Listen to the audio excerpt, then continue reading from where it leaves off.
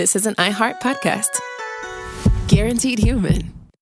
Hey, everybody. The official Big Bang Theory podcast is back, covering seasons 3 and 4 of the show. Each week, host Jessica Radloff speaks with crew and cast members like Kunal Nair, Mayim Bialik, and Kevin Sussman. Hear about the Easter eggs you may have missed, behind-the-scenes stories, and how certain real-life relationships shaped some of the most memorable storylines. Watch the official Big Bang Theory podcast on HBO Max or wherever you get your podcasts.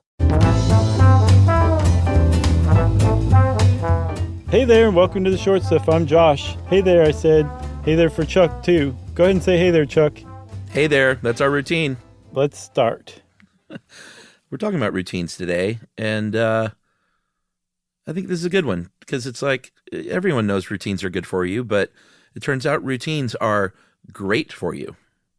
You might even say they're great for you. You might even say they're Frosted Flakes as a routine. You might even say they're crucial, and they are because they're game changers for almost every part of your life you can think of: mental health, physical health, emotional health, safety and security for children. We'll get into all this, but a repeated healthy pattern of behaviors to focus on helps us when we're off the rails and to solidify us when we feel unmoored. Mm-hmm. It helps buttress us when we feel solid. Yeah. There have been countless studies. I saw one from Tel Aviv University, but there's hundreds of studies of how routines and habits, and we'll get into the diff, basically help you reduce anxiety, help you calm yourself, right, and just put you on a good path in life. Which makes sense because what you're doing is creating something familiar that you can kind of bust out in times of uncertainty and give yourself familiarity like a security blanket almost. So yeah, it makes a lot of sense. And there's routines are having a moment, you could say. They're big right now. And I think it's very appropriate that you use the word game changer because that's the kind of attention it's getting right now. People use game changer are super into figuring out routines and figuring out how they're right, how to perfectly optimize them, how to make them as essential as possible. And there is some actual research and science to this. But you said that there's a difference between habits and routines. I disagree. I know some people say, no, they're actually different. I think they're the exact same thing. Yeah, I mean, you're sort of splitting hairs a bit. I've found some stuff that said basically that, and we should thank, we got our sources from a lot of different places. Do you know some of them? Yeah, Northwestern Med, Parenting, University of Iowa, Real Simple. Yeah. There was a post by a guy named Brad Stulberg. I can't remember what site. I'll have to look it up. But yes, go ahead. Good stuff, though. But I did see it broken down as the difference is that a habit is associated with a cue, like the cue to wash your hands would be that you have just used the bathroom and handled your private parts. Sure. And that a routine exists without that cue. It's not dependent on that cue. But I'm kind of with you. It's sort of splitting hairs. Yeah, I also think that routines are dependent on cues. I mean, we talk about them later, if you have a workout routine in the morning, your cue is waking up in the morning and putting on your exercise clothes. That's a cue. Right. I don't think that they can exist without cues. Because if they existed without cues, you would just suddenly randomly start eating a healthy breakfast at 3 a.m, even though you were just sleeping a second ago. You see what I'm saying? So your cue is being awake? You would basically, but you would just you would just randomly engage in your routines. They have to be, they're contingent upon some either time or place or something like that. There's cues with routines. And if a habit is a behavior that you do that's based on a cue, then it's the same thing as a routine. All right, well, let's just move on and say great. Great. And talk more about routines and habits. One thing that they say is great about routines is that, and I guess the idea here is that you have a certain amount of willpower, and some people may have unlimited amounts, but I think the general person kind of taps out at a certain point. And that if you've built a routine, you're not using that willpower of I got to get up and I got to use my willpower to get up and go to the gym. If it's a part of your routine and you do it without fail when you wake up, then you're sort of on autopilot, and that willpower is reserved for other things later. Yeah, it's just one less decision you have to make, which allows you to suffer or put off the inevitable decision fatigue you're going to reach later on in the day, right? Yeah, and I think decision fatigue is a real thing. They've proven that. So they say one thing to help out with routines is to cut down literally on just the decision-making process. Right. Like if you get super stressed in the morning picking out your outfit for work, just like get rid of some stuff and narrow it down to like 5 or 6 things that you can wear. Yeah, just wear all black like that one Like lady me. from Thanos. Right. Or no. What was the name of that company?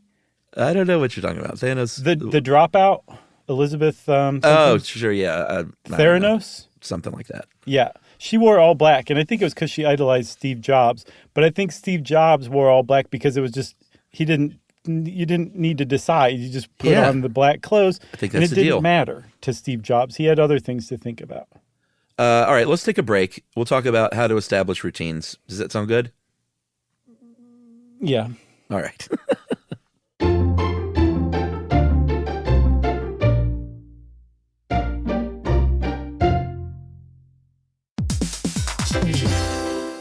Hey, everybody. I want to talk to you a little bit about Tide Evo because it represents over 10 years of innovation and product development. Tide Evo is a first-of-its-kind technology where tens of thousands of minuscule fibers are spun together to form a 6 times powerful layer packed with scrubbers, brighteners, pre-treaters, and fresheners. And that's going to deliver a breakthrough clean that's so powerful, it feels like magic. Yeah, it is kind of like magic. Tide Evo is revolutionary. A 100% concentrated, waterless laundry tile that's made of compressed microfiber soap layers rather than liquid or powder. And it's not like pods or sheets because it uses 6 layers of detergent fibers to deliver superior cold water cleaning without plastic packaging of any kind. And it provides a mess-free, lightweight solution that dissolves lickety-split. So whenever you run into a laundry challenge, turn to Tide Evo. It's revolutionary. It's magic. Try new Tide Evo. Real laundry magic.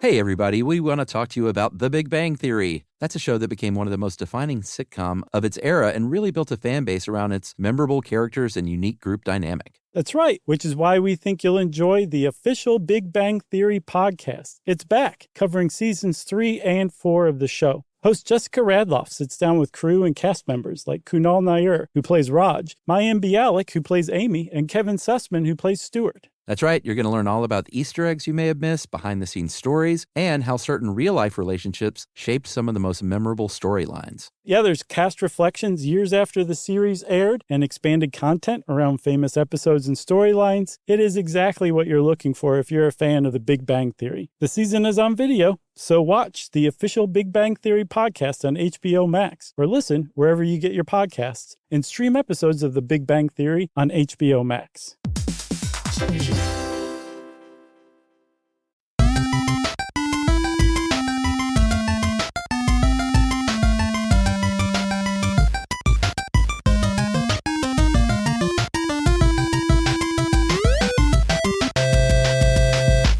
So to establish a routine, it's the same thing as establishing a habit because they're the same things. And that is that you basically figure out what you need to do, what you want to do, and you do it multiple times over and over. And there's all sorts of different studies about how many times it takes to make a habit or a routine stick. But there are definitely things that you can do to help the whole thing along. And one of them is that you can create cues for yourself. Uh-huh. Like you can, I can't remember which Like waking up. which source this came from, but they said, okay, let's say you want to be a writer and you want to write more. Well, a good way to set up a routine would be to take your laptop to the same place every day. This and was me. order. Oh, it was you. Okay. Yeah. So this was a great idea, Chuck. Thanks. Take your laptop to the same place every day. You take the same lunch with you every day, or in the same like lunch container or something like that, and you set up these cues. I think they're called affordances, objects and surroundings that help cue your routine. And as you build this up and you start to make these associations in your mind, your routine will become more and more habitual. Yeah, and they've done research that says that pairing things together like this just makes for a stronger attempt at a routine. like you said, maybe doing the same thing every day or whatever, Mm-hmm. especially if it's productive, because your body and your mind then say, hey, wait a minute, I got so much good writing done yesterday because I packed my turkey jerky sandwich in a lunchbox and went to this part of the park to sit under that tree at noon with my laptop in my blue book bag, Mm-hmm. and that worked today, so I'm going to do it tomorrow. And then it's almost like tricking yourself in a way. Yeah, it is. It's like, so you're setting yourself up to eventually become like Reggie Jackson when he's activated in the Naked Gun and goes to kill the queen. Must kill Nordberg. He didn't even think about it. He just did it because of the routine that was programmed in it, albeit without his knowledge, because Reggie Jackson would never hurt anybody. Sure. But, it was still virtually the same thing. Yeah, and I think another good thing to remember is that everyone's different. And some people, like, you got to know yourself. Some people function great in the morning. Some people function much better in the evening and at night. It seems like the middle of the day, no one does that great. Right. Because research has kind of shown that we have different chronotypes, and we are either larks or owls in general. I'm sure there are people out there that break this mold. Mm-hmm. But to, like, know your body and know, like, hey, I'll some people know they're much better at, like, that morning workout, or they would much rather go after work that evening. And setting yourself up for that success is key. Yeah, and that's kind of part of a warning that Brad Stolberg gave. By the way, the site's called The Growth Equation. But he was basically saying, like, don't go and research routines and then try to make your life fit the routine. Right. Figure out how that routine's going to fit your life, depending on when you're most active or when you're most productive or whatever. Like, he said, basically, if you're trying to sell a routine that works for you to other people, you're going to run into a problem because not everybody's like anybody else, and routines need to adapt to the person. You need to make your routine work for you. If you find yourself working for your routine, you're a sucker. Yeah, well, there's a lot of people out there right now that sell their ideas for routines, and they're like, shut up, Josh. Those are the people who say game changer. Right. And influencer and disruptor and all those other words. Kids and routines, I included this bit because it's just something that's become really evident to me as a parent. Well, it's so important, too. I mean, like, routines are important for adults, but, man, they are essential for kids. Essential for kids, extra essential for any kid with any kind of neurodiversity. They talk about routines just being critical.